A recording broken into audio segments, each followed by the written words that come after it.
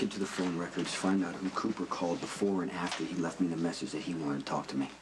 Yes, the grasshopper obeys and assumes by his master's continued interest that he is still not convinced that Cadet Coop is the text message killer. I mean, which would mean that Coop's ironic demise by self-inflicted strangulation is neither ironic nor self-inflicted. Spinelli. Yes, I strive to be terse and laconic like men of action everywhere.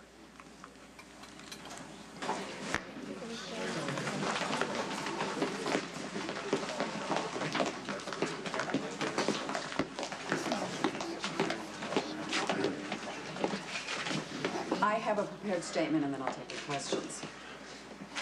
The man in the press that you have referred to as the text message killer has killed for the last time.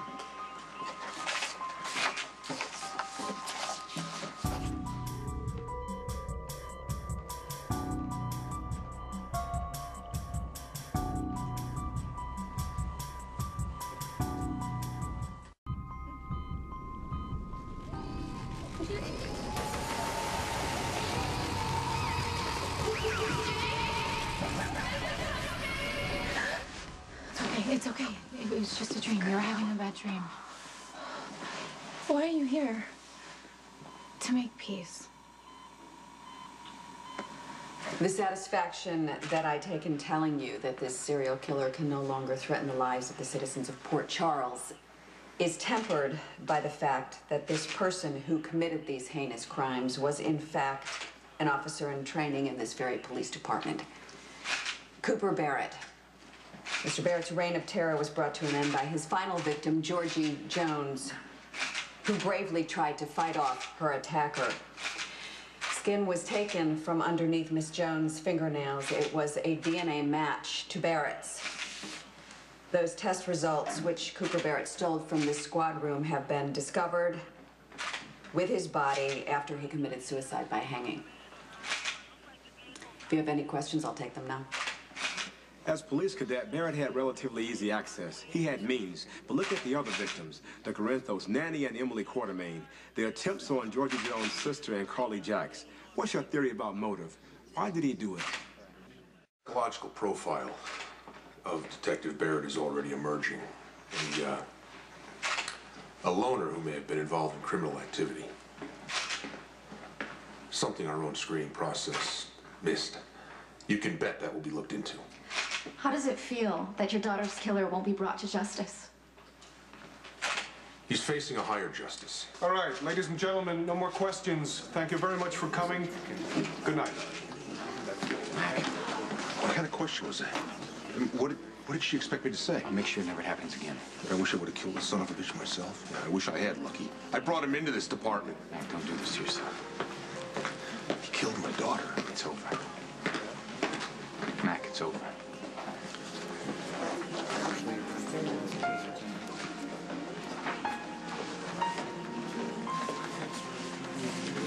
I just wanted to apologize because I think that Lucky and I should have probably talked to you and made it very clear about how far things have progressed with us as a couple. I mean, that we're actually together now. I'm not following. What are you apologizing for? Come on, Elizabeth, the whole unpleasant scene when you walked in and found me babysitting, I think it could have been avoided. I screwed up. I screwed up big time, and I am gonna have to live with that for the rest of my life. But I care about Lucky more than I ever realized or thought I would, and I care about those kids. I care about what's best for them, and I think that it might be best for all of us to start working together. I'm asking you to maybe let go of the past, to maybe start thinking about letting me be a part of the kids' lives. If you think I will ever let you be alone with my children again after what you did, you are out of your mind. That the PCPD got this right? That Cooper Barrett is your sister's killer? No comment. Is there any chance the cadet's death was a mob hit and not a suicide? The man said no comment. You're not going near Jason's son, near either of my children. ever. What am I supposed to say? What I'm supposed to say? Sorry, Lucky, I can't be alone with your kids, but don't ask me to explain why. How am I supposed to share my life with him? I'm not. I guess that's the point. Because I can't trust you. Or maybe because you can't be with Jason. Because you can't stand the fact that I could actually find some happiness. You know what, Elizabeth? You would actually be punishing Lucky, too.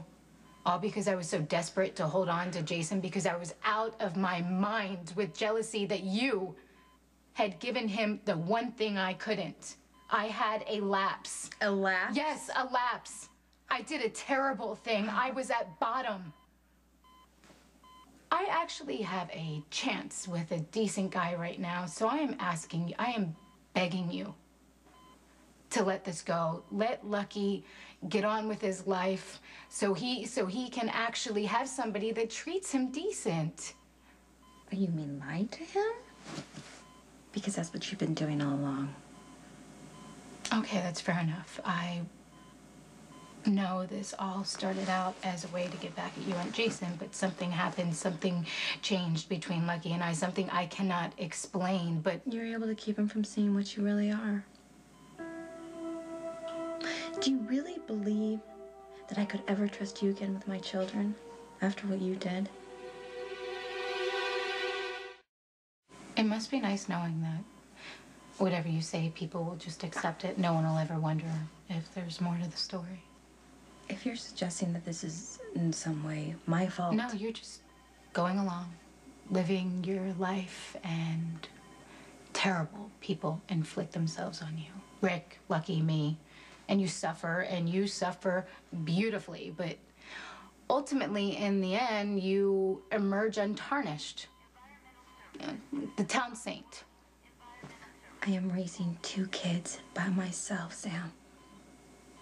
And when I am not working, my days consist of doing laundry, changing diapers, and cleaning up puke.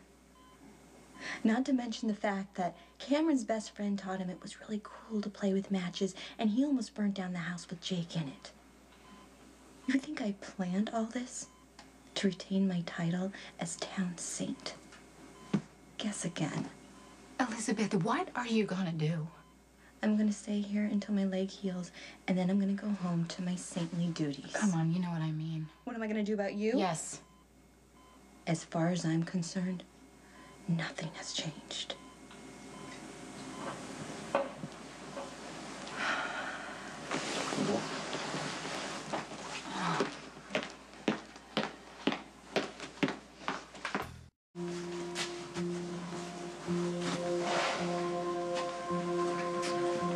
I heard your conversation with Sam. Not all of it, but enough. I want the truth. What else is Sam keeping from me?